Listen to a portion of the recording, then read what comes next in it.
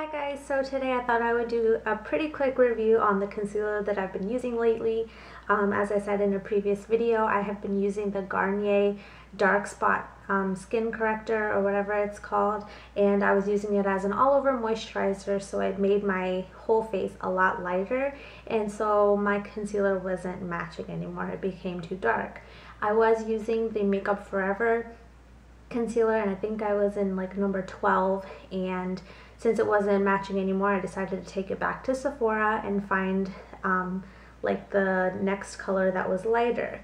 And so I tried number 10 and it was way too light. Like, it wasn't even like I could pull it off and, you know, blend it in and make it work kind of thing. It was just too light. And so there was nothing in that line anymore for me that would work. So I was recommended to try Smashbox, and that one was very liquidy. The tube was so small, and it was the coverage was okay. It was kind of medium to full coverage for me, but it was definitely buildable, and I was okay. This isn't the one for me. It poured out of the tube, and so I needed something a little bit thicker. I knew I wanted a liquid concealer because like the stick ones usually weren't creamy enough and they would crease very fast, and so it just didn't work. So then I tried the Tarte Maracuja one.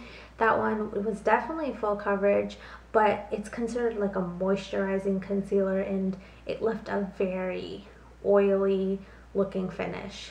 And of course I set it with translucent powder, but it wasn't working. It was very thick in its consistency, and it was even a little sticky, but I found the color that matched me, and I think it was Tan Deep was the color, and I was just like, okay, this isn't working. I think it even started to crease a little bit, and it wasn't working out for me. So I decided to go back to MAC because I had used their concealers before, and I used to be the color NW35. I used their Studio Finish concealer. This is the color I used to be. Got too dark. So I went back and they recommended the Pro Longwear concealer, and I tried it in NW35 because that's what they matched for me, but like I told them, it was too dark. But I decided to try it out anyway. Maybe the consistency was different, so the color might be different, whatever, it's not.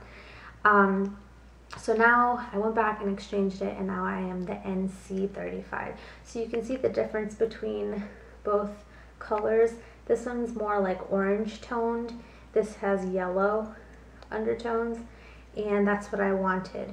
So when I was wearing the NW35 that they first gave me, it was like my face was so much darker than my neck. So you could tell I was wearing makeup, and I didn't like that at all. So right now, I mean, you can see, I think it matches my neck pretty well. I wear it under my eyes, and then I do like a little bit of spot treating from like acne marks or whatever. And so yeah, this is what I have on right now, and I put a translucent powder on top. The finish of this is not very oily in my opinion, but I always like to set with a translucent powder for a very matte look. Let's see, it says it's a 0.3 fluid ounce, and this is what the packaging comes in when you buy it. I actually got mine from Macy's. They had a MAC inside the Macy's, and it was $18 with 6% tax. It came up to $19.08. So this is already a lot cheaper than some of the ones I've tried at Sephora. I think the cheapest one I tried was like $24. And this product is so much better. Like, it works so much better. It's supposed to last, I think they said, at least 8 to 12 hours or something. Don't quote me on that. It was something like that, but it was a few hours, and I do think it's true. I don't find that I have to touch up with this throughout the day, so that's always good. And the coverage is definitely full coverage. And of course it's buildable like every other concealer, but it doesn't look cakey. Like, it doesn't look like I'm wearing any makeup really. I mean, maybe it does a little bit, but because it matches so well, it just looks like I have an even skin tone. Now, if you wear foundation, they always say you should do like a shade or two lighter than your foundation color just so you get that highlighted effect, but I'm not really looking for that. I just want something that matches all over because I don't wear foundation. So yeah, I really like it. The texture is very creamy. The packaging, it comes in a pump. You do kind of have to be careful with the pump because sometimes with the last bottle I had, it like, if you're trying to just get a little bit out, a lot always came out. So this one doesn't seem to be giving me that problem. So, but it's a little bit hard to push down, so I have to go like super slow to make sure I don't get a bunch of product that I don't need. But this one doesn't seem to be giving me that problem.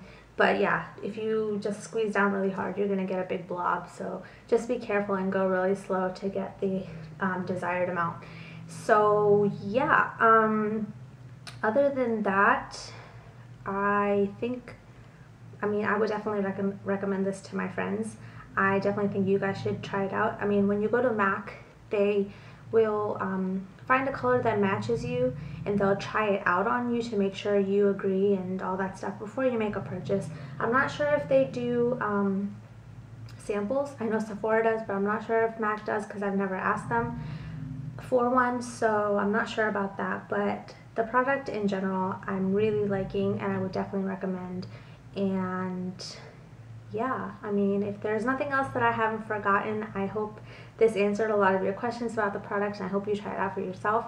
If I did forget to address something and that you have a question about, leave a comment down below and I'll do my best to address it. And I think that's it. I hope you enjoy this video. I hope you like and subscribe, and I will see you in my next video. Thanks for watching.